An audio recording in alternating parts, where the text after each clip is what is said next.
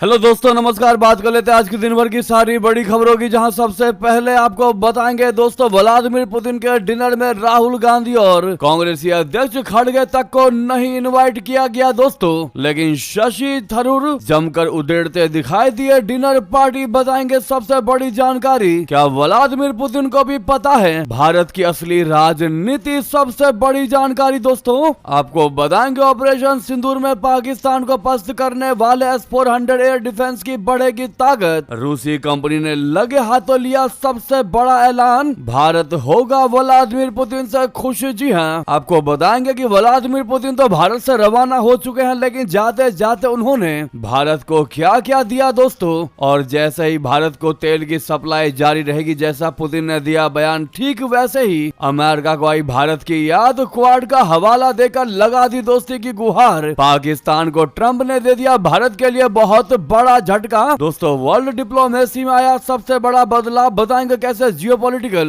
रणनीति कार्य करती है, कैसे पुतिन की वजह से ट्रंप को भारत के लिए बनना पड़ा सॉफ्ट।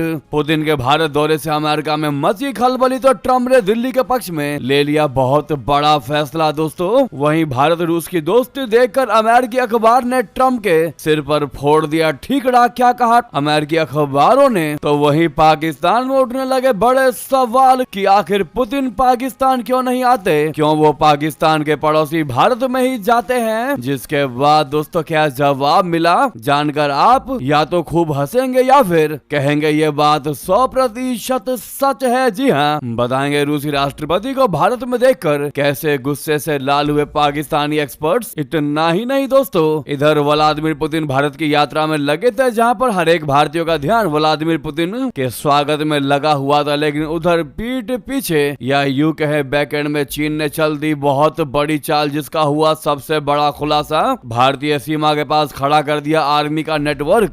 सैटेलाइट तस्वीरों से सामने आया सच, जिसने भारत को वाकई में चौंका कर रख दिया दोस्तों। वहीं पुतिन के भारत दौरे से चिढ़े पाकिस्तान ने चीन के साथ चल दी बड़ी ही कूटनीतिक चाल। वहीं ब्रिटेन ने खालिस्तानियों पर लिया बहुत बड़ा फैसला। आज एक से एक बेहतरीन खबर हम आपको बताने वाले हैं दोस्तों, बस आप वीडियो के लास्ट तक बने रहिएगा। और खबरों में आगे बढ़ने से पहले, अगर आप भी मानते हैं कि अमेरिका चाहकर भी व्लादिमीर पुतिन के रशिया की जगह नहीं ले सकता भारत के लिए, और भारत और रशिया की दोस्ती अटूट है, तो वीडियो को लाइक करके, चैनल को सब्सक्राइब करके, बेल आइकन दबा के कमेंट में जय हिंद अवश्य कहिएगा। बात करते हैं पहली सबसे बड़ी खबर की, जहां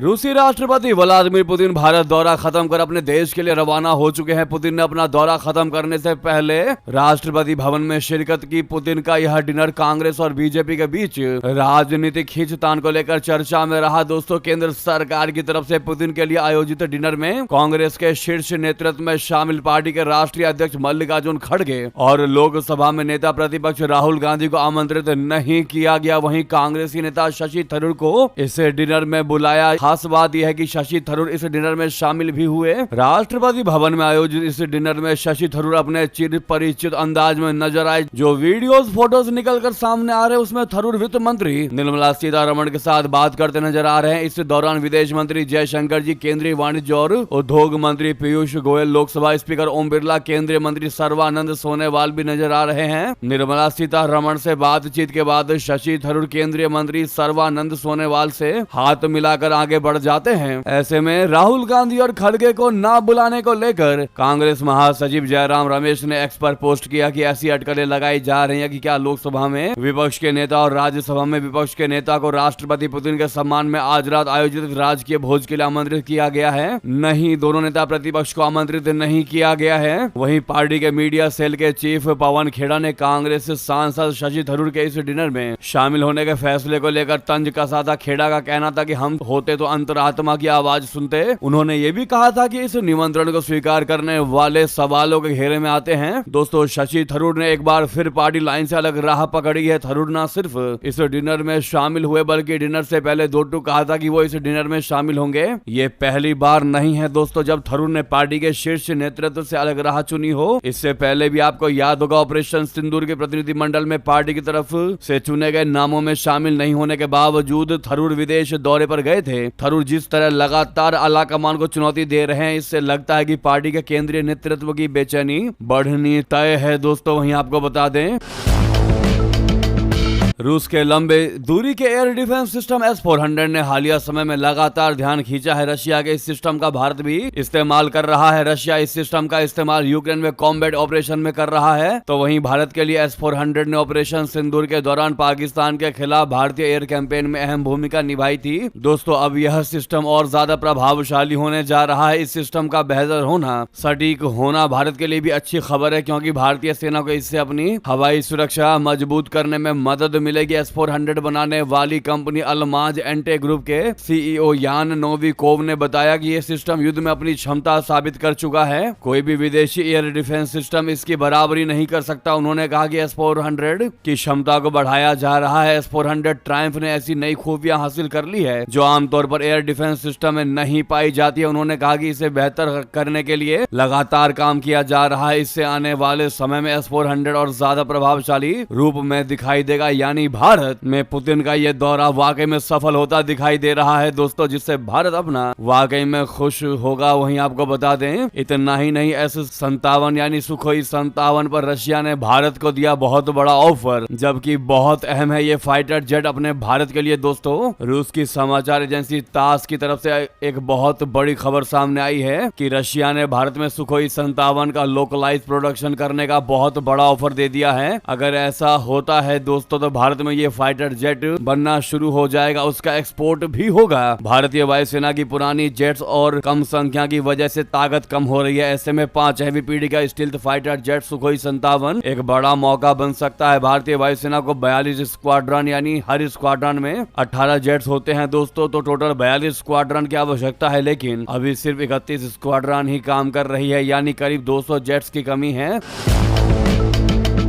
चीन ने 10 सालों में 435 नए फाइटर जेट्स जोड़े हैं। पाकिस्तान भी चीन के J-35A स्टील्थ जेट्स खरीदने की योजना बना रहा है। चीन के पास J-20 जैसे 1000 से ज्यादा स्टील्थ जेट्स आने वाले हैं। भारत अगर पीछे रहा तो हवाई युद्ध में कमजोर पड़ जाएगा। जी हाँ, लेकिन वहीं आपको सबसे बड़ी जानकारी बता दे, पुतिन के दौरे से भारत को और क्या क्या मिला और कैसे पुतिन के ये कहने मात्र से कि भारत को तेल की सप्लाई जारी रहेगी, अमेरिका आनन फानन में भारत का क्वाड में हवाला देकर लगा दी दोस्ती की गुहार। दोस्तों, पहले आपको बताते हैं सबसे पहले कि व्लादिमीर पुतिन के भारत में होने पर किन किन मुद्दों पर, किन किन समझौतों पर सहमति बनी है। तो दोस्तों, रूसी राष्ट्रपति व्लादिमीर पुतिन और प्रधानमंत्री नरेंद्र मोदी जी ने शुक्रवार को हैदराबाद हाउस में 23वें भारत रशिया वार्षिक शिखर सम्मेलन के दौरान व्यापक चर्चा की। विदेश मंत्रालय ने बताया कि दोनों देशों के बीच ट्रेड और कॉमर्स, कॉर्पोरेशन और माइग्रेशन, हेल्थ केयर और मेडिकल एजुकेशन, फूड सेफ्टी और स्टैंडर्ड्स, पोलर शिप्स और मैरीटाइम कॉर्पोरेशन और फर्टिलाइजर पर अहम समझौते हुए हैं। बहुत से लोगों का ये सवाल था कि क्या न्यूक्लियर रिएक्टर्स की डील से कितना फायदा होगा भारत को। तो आपको बता दें, रशिया ने ऐलान किया कि वो भारत को कच्चा तेल, नेचुरल गैस, रिफाइनिंग, पेट्रोकेमिकल और न्यूक्लियर क्षेत्र में सप्लाई जारी रखेगा। इससे साफ है कि पश्चिम देशों के दबाव के बावजूद, खासकर अमेरिका के दबाव के बावजूद, दोनों देशों के बीच एनर्जी सेक्टर में सहयोग बढ़ सकता है। भारत के लिहाज से दूसरा सबसे बड़ा ऐलान सिविल न्यूक्लियर क्षेत्र में सहयोग बढ़ाने पर हुआ। भारत में वर्तमान में अधिकतर जगहों पर कोयले से बिजली बनाई जाती है। न्यूक्लियर रिएक्टर प्लांट्स लगने के बाद 2047 तक इससे 100 गीगावाट बिजली बनाने के अपने लक्ष्य को पूरा कर सकता है दोस्तों। यानी कि पुतिन के दिल्ली आते ही और एनर्जी डील होते ही दोस्तों, भारत की याद आ गई अमेरिका को। अब क्वाड का हवाला देकर लगा दी दोस्ती की गुहार। आपको बता दे, पाकिस्तान को दिया ट्रंप ने तगड़ा झटका। अमेरिका ने अपनी राष्ट्रीय सुरक्षा रणनीति को जारी किया। इसमें क्वाड का हवाला देकर भारत के साथ रिश्तों को सुधारने के प्रयासों को जारी रखने का आह्वान कर दिया। अमेरिका ने यह आह्वान तब किया है जब ट्रेड डील और भारी भरकम टैरिफ को लेकर दोनों देशों के बीच विवाद काफी बड़ा हुआ है। अमेरिकी रिपोर्ट में कहा गया है कि हिंद प्रशांत क्षेत्र में पैदा हो रहे खतरे से निपटने के लिए भारत की भागीदारी जरूरी है। क्वाड में भारत, अमेरिका, जापान और ऑस्ट्रेलिया शामिल है। इसे हिंद प्रशांत क्षेत्र में चीन के खतरे से निपटने के लिए बनाया गया है। अमेरिका के नवंबर महीने के लिए जारी राष्ट्रीय सुरक्षा रणनीति में पाकिस्तान का केवल एक बार जिक्र किया गया है, वो भी केवल भारत और पाकिस्तान सीज फायर का जिक्र है। इसके अलावा पाकिस्तान का कोई जिक्र नहीं है, वो भी तब जब पाकिस्तानी फील्ड मार्शल और पीएम शहबाज शरीफ दोनों ने हाल के दिनों में ट्रंप की खुशामद में कई बयान दिए हैं। अमेरिका की सुरक्षा रणनीति में कहा गया कि हमें भारत के साथ व्यावसायिक रिश्ते को सुधारना चाहिए ताकि नई दिल्ली क्वाड के जरिए हिंद प्रशांत सुरक्षा में योगदान दे सके। इसमें कहा गया कि हम अपने सहयोगियों के साथ अपने काम को जोड़ेंगे ताकि अपने संयुक्त लक्ष्य किसी एक देश के आधिपत्य को रोका जा सके। अमेरिका ने दोस्तों ये रिपोर्ट ऐसे समय पर जारी किया है जब अमेरिका के सबसे महत्वपूर्ण विरोधी रूस के राष्ट्रपति व्लादिमीर पुतिन भारत के दौरे पर आए हुए हैं। भारत में पुतिन का जोरदार स्वागत किया गया है। भारत और रूस की दोस्ती अमेरिका के लिए हमेशा ही चिंता का विषय रहा है। अमेरिका ने हाल के समय में भारत के रशिया से तेल लेने की वजह से अतिरिक्त टैरिफ लगा दिया है। इससे भारत पर कुल अमेरिकी टैरिफ दर 50% तक पहुंच गया है। दोस्तों अमेरिका के दबाव के बाद भी भारत की मोदी सरकार लगातार रशिया से तेल खरीद रही है। भारत ने साफ कर दिया है कि वो किसी के दबाव में नहीं आएगा। दोस्तों रिपोर्ट में कहा गया कि अमेरिका को भारत और अन्य यूरोपीय तथा एशियाई सहयोगियों के साथ मिलकर अफ्रीका में क्रिटिकल मिनरल के लिए संयुक्त रूप से दावेदारी की जा सके। हिंद प्रशांत क्षेत्र के बारे में कहा गया है कि अगर कोई विरोधी दक्षिण चीन सागर को कंट्रोल करने की कोशिश करता है तो ये एक सुरक्षा चुनौती है। इससे आगे चलकर विरोधी ताकत दुनिया के सबसे महत्वपूर्ण व्यापारिक मार्ग पर टोल लगा सकता है, यानी अपनी इच्छा के मुताबिक इस मार्ग को खोल और बंद कर सकता है। यानी कि दोस्तों व्लादिमीर पुतिन के भारत दौरे से अमेरिका में खलबली मचती देखने को लगी है। ट्रंप की हालत पतली होती दिखाई दे रही है दोस्तों, लेकिन वही दुनिया को वाकई में खटकने लगी है भारत रशिया की दोस्ती। अब अमेरिकी अखबार ने भारत रशिया के साथ बढ़ती दोस्ती पर ट्रंप के सिर ठीकरा फोड़ दिया। दोस्तों दरअसल फ्रांस के एक प्रतिष्ठित अखबार ले मोंड ने पुतिन की भारत यात्रा पर एक लेख लिखा है कि पश्चिमी दबाव के बावजूद भारत ने पुतिन का दिल खोलकर स्वागत किया, जो बताता है कि रूस से तेल खरीदने पर जो दबाव भारत पर बनाया गया था उसे भारत ने कबूल नहीं किया है। अंतरराष्ट्रीय न्यूज एजेंसी रॉयटर्स ने लिखा है कि पुतिन की भारत यात्रा में तेल व्यापार और सामरिक संबंधों को लेकर बातचीत हुई है। व्लादिमीर पुतिन के बयान संकेत देते हैं कि प्रतिबंधों के बावजूद वो भारत के प्रति अपने दृढ़ निश्चय पर काम करते रहेंगे। ब्रिटेन के अखबार गार्जियन ने अपने संपादकीय में लिखा है कि भारत और रशिया ऐसे वक्त में करीब आ रहे हैं जब दोनों देशों पर दबाव है। दोनों ही देशों के नेता अमेरिका के दबाव और चीन की आर्थिक शक्ति का सामना करने के लिए तैयार नजर आते हैं। दुनिया का तकरीबन हर बड़ा अखबार और मैगजीन भारत की पुतिन यात्रा को पश्चिमी जगत के दबाव के सामने खड़ी दोस्ती की अटल दीवार करार दे रहा है। रूस से रिश्तों की वजह से भारत पर सख्त रुख अपनाने वाले अमेरिका में भी व्लादिमीर पुतिन के भारत दौरे पर बातें हो रही हैं, लेकिन इन बातों में भारत और रशिया के साथ ही साथ अमेरिकी राष्ट्रपति डोनाल्ड ट्रंप का भी जिक्र है। अमेरिका के प्रतिष्ठित अखबार ने इस यात्रा के लिए किस तरह ट्रंप की नीतियों को जिम्मेदार ठहराया है आपको हम बताते हैं। दोस्तों अमेरिकी अखबार वॉशिंगटन पोस्ट के संपादकीय लेख में लिखा है कि ट्रंप के भारी भरकम टैरिफ की वजह से ही भारत को रशिया के ज्यादा करीब जाना पड़ा ताकि जियोपॉलिटिक्स में संतुलन बना रहे। ट्रंप के अस्थिर और अप्रत्याशित विदेश नीति ने भारत और अमेरिका के आगे बढ़ते संबंधों में विघ्न डाला है। ट्रेड डील पर बातचीत शुरू करके ट्रंप ने डैमेज कंट्रोल करने की कोशिश आवश्यकता के अनुसार किया। अगर ऐसा नहीं होता तो अमेरिका का एक महत्वपूर्ण साझेदार भारत दूर हो जाता। भारत पर सख्त टैरिफ और बेबुनियाद आरोप लगाकर ट्रंप ने वाकई ऐसा फासला बना दिया है जो फासला जब तक ट्रंप नहीं हटेंगे तब तक कम नहीं होने वाला। कई अमेरिकी एक्सपर्ट्स ट्रंप के इस फैसले की लगातार आलोचना भी कर रहे हैं। अब पुतिन की भारत यात्रा ने अमेरिकी हलकों में यह फिक्र बढ़ा दी है कि कहीं ट्रंप की अस्थिर नीतियों की कीमत अमेरिका को भारत जैसा सहयोगी खोकर ना चुकानी पड़े। जी हाँ दोस्तों, ये बहुत बड़ी जानकारी थी जो हमने आपको बताया है, लेकिन अगर आप भी मानते हैं कि पुतिन अपने दोस्तों का हाथ नहीं छोड़ते तो भारत भी जिससे दोस्ती करता है दिल खोलकर करता है और बिना किसी इंटरेस्ट के करता है, तो वीडियो को लाइक जरूर आप लोग करिएगा दोस्तों, और कमेंट में इंडिया रशिया भाई भाई कमेंट में जरूर कह दीजिएगा। नेक्स्ट खबर की बात करते हैं जहां पर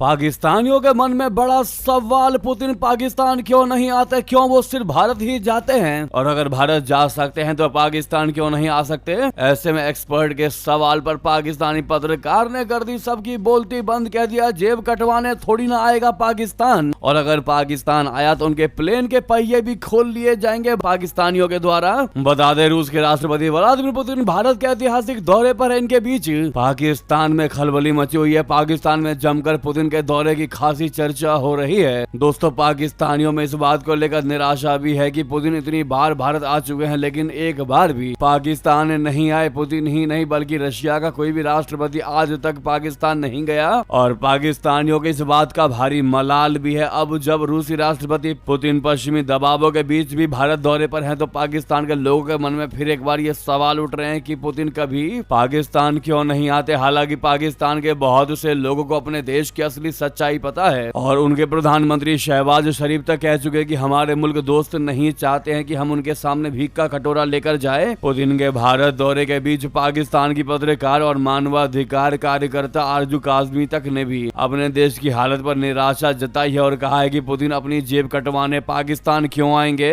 आखिर क्यों उनको पड़ी है कि वो EMI पर हमको अपना सामान बेचेंगे, जबकि भारत कैश में हर सामान की डील करता है, हर समझौते को रुपए में खरीदता है, ना कि पाकिस्तान की तरह लोन पर। काज़मी ने यह टिप्पणी पाकिस्तान के रक्षा विश्लेषक कमर चीमा के साथ इंटरव्यू के दौरान की। कमर चीमा ने आरजू काज़मी से सवाल किया कि पुतिन साहब पाकिस्तान क्यों नहीं आते, बहुत बार हमारे ऊपर से गुजर जाते हैं, हम सीढ़ियां भी मारते हैं लेकिन हमसे ताल्लुक ही नहीं बनाते, वो आते क्यों नहीं है पाकिस्तान। मोदी साहब के साथ तो बड़ा हंसते खेलते हैं लेकिन पाकिस्तान क्यों नहीं आते। कमर चीमा के सवाल पर आरजू काज़मी ने कहा कि हमें क्या काम है, हम उन्हें किस लिए बुलाएंगे, वो यहाँ आएंगे तो हम उन्हें क्या कहेंगे कि फाइटर जेट दे दें, अपना तेल दे दें, उधार पर दे दें या किस्तों पर दे दें, क्या ये बात करेंगे हम उनसे। भारत जाएंगे तो कैश पर बात होगी, जाहिर है इसलिए वो भारत चले जाते हैं। हमारी तरफ आएंगे तो चीजें तो हम भी सब ले लेंगे, जो जो सामान भारत लेता है हम भी वो सब कुछ दिखाने के लिए ले लेंगे, बस थोड़ा सा फर्क है कि हम पैसा नहीं देंगे, उधार पर लेंगे या फिर कहेंगे कि हमें तो वैसे ही दे दो, हम अच्छे लोग हैं। आरजू काज़मी ने अपने देश की खस्ता आर्थिक हालत पर व्यंग करते हुए आगे कहा कि पुतिन शायद इस मूड में नहीं है कि हमें वो फ्री में चीजें देने के लिए एग्री करें, इसलिए वो भारत चले गए कि कैश दो और सामान लो, इसलिए वो हमारे यहाँ नहीं आते। जिस दिन हम अपनी अर्थव्यवस्था ठीक कर लेंगे और इस काबिल हो जाएंगे कि कैश से सामान लेने लगे तो वो उस दिन लोग हमारे यहाँ भी आने लगेंगे। अभी तक जो हमारे यहाँ आता है उसे हम कभी बाढ़ दिखाते हैं, कभी भूकंप दिखाते हैं, हमेशा कहते रहते हैं कि हमारे हालत खराब है, अपनी जेब कटवाने कौन ही आएगा। पुतिन को यह भी डर है कि अगर वो पाकिस्तान गए तो उनके प्लेन का पहिया भी कहीं गायब ना हो जाए, ऐसी इस लेवल की गरीबी है पाकिस्तान के अंदर। दोस्तों इस पर आपकी क्या राय है बताना बिल्कुल मत भूलिएगा। पाकिस्तान खाली आसिम मुनीर को पद से ऊंची पद देता नजर आ रहा है लेकिन जनहित में कोई कार्यकर्ता दिखाई नहीं दे रहा। दोस्तों आपकी इस पर क्या राय है बताना बिल्कुल मत भूलिएगा। वहीं संयुक्त बयान में आतंकवाद पर भी बोले प्रधानमंत्री नरेंद्र मोदी जी, कहा भारत रूस की दोस्ती ध्रुव तारे जैसी है। जी हां, प्रधानमंत्री नरेंद्र मोदी जी ने संयुक्त बयान में आपसी संबंधों को मजबूत करने और मिलकर आतंकवाद पर प्रहार करने का संकल्प जाहिर किया पुतिन के साथ। मोदी जी ने कहा कि भारत और रशिया के बीच की दोस्ती ध्रुव तारे की तरह है। उन्होंने कहा कि पिछले 8 दशकों में विश्व में अनेक उतार चढ़ाव आए हैं, मानवता को अनेक चुनौतियों और संकटों से गुजरना पड़ा है और इन सब के बीच भी भारत रशिया मित्रता एक ध्रुव तारे की तरह बनी रही। परस्पर सम्मान और गहरे विश्वास पर टिके ये संबंध समय की कसौटी पर हमेशा खरे उतरे हैं। वहीं आपको बता दें, इतना ही नहीं, प्रधानमंत्री नरेंद्र मोदी जी ने दोस्त पुतिन को खास गिफ्ट दिए जिनमें बंगाल, महाराष्ट्र से लेकर कश्मीर तक की निशानी दे डाली। पुतिन को चांदी का घोड़ा, कश्मीर का केसर, Assam black tea. PM Modi ने दोस्त पुतिन को दिए ये 6 अनमोल तोहफे। दरअसल पुतिन के भारत दौरे को यादगार बनाने के लिए प्रधानमंत्री नरेंद्र मोदी जी ने अपने दोस्त को खास तोहफे उपहार में दे दिए। इन खास तोहफों में महाराष्ट्र में हस्त निर्मित चांदी का घोड़ा, आगरा में हस्त निर्मित संगमरमर शतरंज सेट, मुर्शिदाबाद का चांदी से बना चाय का सेट, कश्मीरी केसर, असम की ब्लैक टी शामिल थे। इन उपहारों ने भारत की विविध विरासत को उजागर कर दिया। प्रत्येक वस्तु का चयन भारत और रशिया के बीच लंबे और विकसित होते संबंधों का जश्न मनाने के लिए किया गया था। तो वहीं दोस्तों अगली और बेहतरीन खबर की बात करते हैं, जहां पर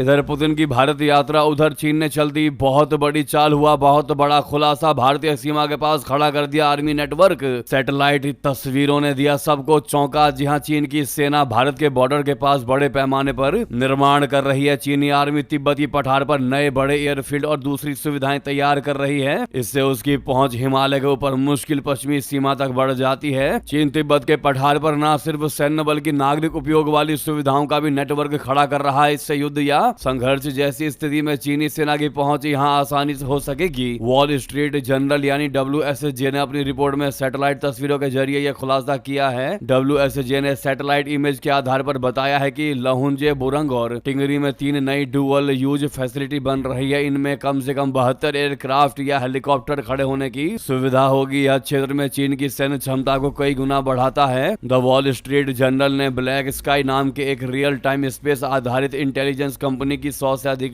सैटेलाइट तस्वीरों का विश्लेषण किया है। यह कंपनी एआई का उपयोग करके विमानों और अन्य प्रणालियों का पता लगाती है। 16 स्थानों की तस्वीरों में चीनी सेना के बढ़ते फुटप्रिंट के स्पष्ट प्रमाण दिखाई देते हैं दोस्तों, यानी कि चीन मौके का फायदा उठाकर हमेशा से अपनी चाल चलता रहता है, चाल को कामयाब करने की कवायद में जुटा रहता है दोस्तों। हालांकि सैटेलाइट इमेज ने बड़ा खुलासा करके भारत को चौंका तो जरूर दिया, लेकिन अपना भारत इसका जवाब देने की तैयारी में जुट चुका है। वहीं दूसरी ओर चीन को अपनी ओर साधने के लिए पाकिस्तान ने अरुणाचल पर गेम खेलने की कोशिश कर दी दोस्तों, और कह दिया कि चीन की संप्रभुता और क्षेत्रीय अखंडता का हम समर्थन करते हैं। दोस्तों, अरुणाचल प्रदेश पर ड्रैगन के साथ खुलकर सामने आया पाकिस्तान, उगल डाला जहर। भारत और चीन के बीच अरुणाचल प्रदेश को लेकर भी चल रहे विवाद में अब ड्रैगन का आयरन ब्रदर पाकिस्तान कूद पड़ा। अरुणाचल प्रदेश को लेकर दिए चीन के विदेश मंत्रालय के बयान का पाकिस्तान के विदेश मंत्रालय ने भी समर्थन कर दिया। चीन के विदेश मंत्रालय ने कहा था कि अरुणाचल प्रदेश उसका हिस्सा है और एक भारतीय महिला को घंटों एयरपोर्ट पर रोके रखा गया था। यह भारतीय महिला अरुणाचल प्रदेश की रहने वाली है। पाकिस्तान के विदेश मंत्रालय के प्रवक्ता ने अब कहा है कि हमने चीन के विदेश मंत्रालय के बयान को नोट किया है। पाकिस्तान चीन का संप्रभुता और क्षेत्रीय अखंडता के मामले में हमेशा से ही सपोर्ट करता रहा है और आगे भी करता रहेगा। दोस्तों, पाकिस्तान को पता है कि व्लादिमीर पुतिन कभी पाकिस्तान की यात्रा तो करेंगे नहीं, तो ऐसे में अगर किसी दूसरे सुपर पावर या पावरफुल कंट्री को साधना है तो उसकी तारीफ तो करनी पड़ेगी। और ऐसे में जानबूझकर अरुणाचल पर ड्रैगन के साथ खुलकर बयानबाजी कर रहा है पाकिस्तान। आपकी इस पर क्या राय है, क्या जवाब देना चाहेंगे दोस्तों? आप लोग पाकिस्तान को लिखकर जरूर बताइएगा। कौन कौन मानता है कि पाकिस्तान का खुद का वजूद नहीं है, जरूर लिखकर बताइएगा कमेंट में दोस्तों। नेक्स्ट खबर की बात करते हैं, जहां ब्रिटेन का बहुत बड़ा एक्शन। भारत में खालिस्तान समर्थक आतंकवाद के लिए ब्रिटिश सिख व्यवसायी पर लगा दिया प्रतिबंध। दोस्तों, ब्रिटेन सरकार ने खालिस्तान समर्थक आतंकवादी समूह बब्बर खालसा के वित्त पोषण को बाधित करने के लिए देश की घरेलू आतंकवाद निरोधक व्यवस्था का पहली बार उपयोग करते हुए एक ब्रिटिश सिख व्यवसायी और उसके साथ जुड़े एक समूह के खिलाफ प्रतिबंधों की घोषणा की है। ब्रिटेन के वित्त विभाग ने बृहस्पतिवार को कहा कि पंजाब वॉरियर्स खेल निवेश फर्म से जुड़े गुरप्रीत सिंह रहेल की संपत्ति जब्त की जा सकती है और उन्हें निदेशक पद से अयोग्य घोषित किया जा सकता है, क्योंकि उस पर भारत में आतंक फैलाने वाले संगठनों से जुड़े होने का संदेह है। इसके साथ ही उसने उसी आतंकवादी समूह को बढ़ावा देने और समर्थन देने के लिए बब्बर अकाली लहर के खिलाफ संपत्ति जब्त करने तक की घोषणा कर दी। वहीं आपको बता दें, सच होगा भारत का 2036 ओलंपिक्स की मेजबानी का सपना। गृह मंत्री अमित शाह जी ने कर दिया बड़ा दावा। दोस्तों, जैसा कि आप सभी को पता है, भारत को 2030 कॉमनवेल्थ गेम्स की मेजबानी मिल चुकी है, जो अहमदाबाद में आयोजित होंगे। अब भारत के केंद्रीय गृह मंत्री अमित शाह जी ने दावे के साथ कह दिया है कि भारत 2036 ओलंपिक की मेजबानी भी प्राप्त करने वाला है। उन्होंने ये बात अहमदाबाद में आयोजित सांसद खेल महोत्सव में कही। अमित शाह जी ने महोत्सव में उपस्थित लोगों से कह दिया कि वे और भी बड़े खेलों के आयोजन के लिए तैयार हो जाएं। उधर आपको बता दें, इंडिगो की 1000 से ज्यादा फ्लाइट्स कल हुई कैंसिल। सीईओ ने बताया कब तक होगा, ठीक है बता दें, भारत की सबसे बड़ी एयरलाइन इंडिगो ने शुक्रवार को 1000 से अधिक उड़ानें रद्द कर दी हैं। यह जानकारी इंडिगो सीईओ पीटर एल्बर्ट्स ने दी। उन्होंने कहा कि ये कुल दैनिक उड़ानों की आधी संख्या है। हालांकि इंडिगो सीईओ ने यह भी कह दिया कि हमें उम्मीद है कि शनिवार यानी आज से रद्द होने वाली उड़ानों की संख्या 1000 से कम रहेगी। इसके साथ ही उन्होंने यात्रियों को हुई असुविधा के लिए माफी मांगी और 10 से 15 दिसंबर के बीच उड़ानों की स्थिति सामान्य होने की उम्मीद जताई। वहीं सोनिया गांधी के खिलाफ 45 साल पुराने मामले में एफआईआर दर्ज करने की उठी मांग। राउज एवेन्यू कोर्ट में रिवीजन पिटीशन हुआ दाखिल। दोस्तों, कांग्रेसी संसदीय दल की अध्यक्ष सोनिया गांधी के खिलाफ 45 साल पुराने मामले में एफआईआर दर्ज करने की मांग की गई है। इसके लिए शुक्रवार को राउज एवेन्यू कोर्ट में रिवीजन पिटीशन दाखिल की गई। दरअसल ये मामला मतदाता सूची में कथित रूप से बिना नागरिकता हासिल किए नाम शामिल कराए जाने का है। मामले में अधिवक्ता विकास त्रिपाठी की ओर से यह पिटीशन दायर की गई है, जिस पर कोर्ट 9 दिसंबर को सुनवाई करेगा। दोस्तों, वहीं बता दें, बिहार में 1 करोड़ नौकरियां देने के वादे पर काम हुआ शुरू। सरकार ने 3 नए विभागों का किया गठन। जी हां, बिहार सरकार ने अगले 5 साल में 1 करोड़ युवाओं को रोजगार उपलब्ध कराने के लिए एक बड़ा खाका तैयार कर लिया है। मुख्यमंत्री की घोषणा के मुताबिक राज्य ने वर्ष 2025 से 2030 के बीच 1 करोड़ युवाओं को नौकरी एवं रोजगार देने का लक्ष्य तय किया है। इसके लिए राज्य में बड़े पैमाने पर कौशल विकास, शिक्षा सुधार और नए विभागों के गठन की पहल शुरू कर दी है। सरकार ने युवाओं की आवश्यकताओं को और रोजगार सृजन को ध्यान में रखते हुए 3 नए विभाग बनाने का निर्णय लिया है। दोस्तों उन 3 नए विभाग की अगर बात करें तो पहला युवा रोजगार एवं कौशल विकास विभाग, दूसरा होगा उच्च शिक्षा विभाग और तीसरा अंतिम यानी लास्ट वाला होगा नागर विमानन विभाग। जी हाँ, और इन विभागों के गठन से युवाओं को कौशल प्रशिक्षण, रोजगार के अवसर और उच्च गुणवत्ता वाली शिक्षा अधिक संगठित तरीके से उपलब्ध करवाई जाएगी। वहीं अगर सोने के रेट की बात करें तो 30% और बढ़ेंगे सोने के दाम। गोल्ड काउंसिल की रिपोर्ट में हुआ चौंकाने वाला खुलासा। दोस्तों लगे हाथ तो वीडियो को लाइक करके, चैनल को सब्सक्राइब करके, बेल आइकन दबा के कमेंट में जय हिंद अवश्य कह दीजिएगा। मिलता अगली बड़ी खबर में। यहाँ तक बने रहने के लिए आप सभी का बहुत बहुत धन्यवाद, बहुत बहुत आभार। जय हिंद, जय भारत।